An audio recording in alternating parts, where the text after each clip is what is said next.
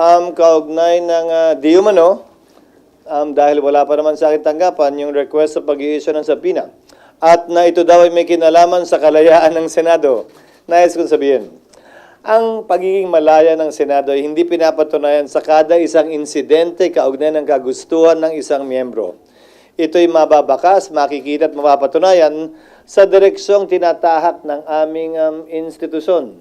Nasabi ko na kanina, at alam na rin niya yun, na dahil sa pag-invoke ng executive privilege na sang-ayon sa mga naging desisyon ng Korte Suprema, ay minabuti ko na ito'y i-refer sa legal ng Senado para sa gayon ay matiyak na ang aming gagawing hakbang ay hindi makakadagdag ng gulo at hindi maglilikha ng constitutional crisis. Dahil sa dulo, anumang compulsory process na i-issue ng Senado na hindi kayang ipatupad ng Office of the Sergeant at Arms, siyempre hihiling ng tulong yan sa tanggapan ng Philippine National Police.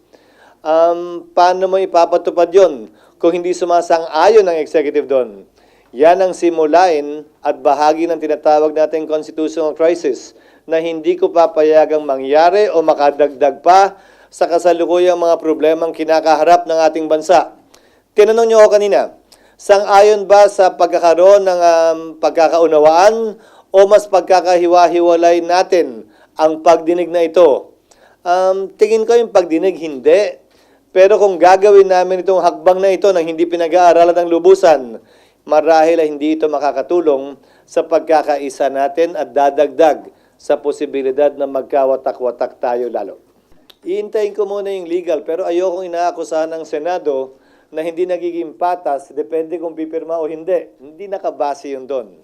Gagawin ko pa rin palagi kung anong tama at naayon sa batas at hindi kung ano ang pangangailangan o kagustuhan ng isa o ilang miyembro.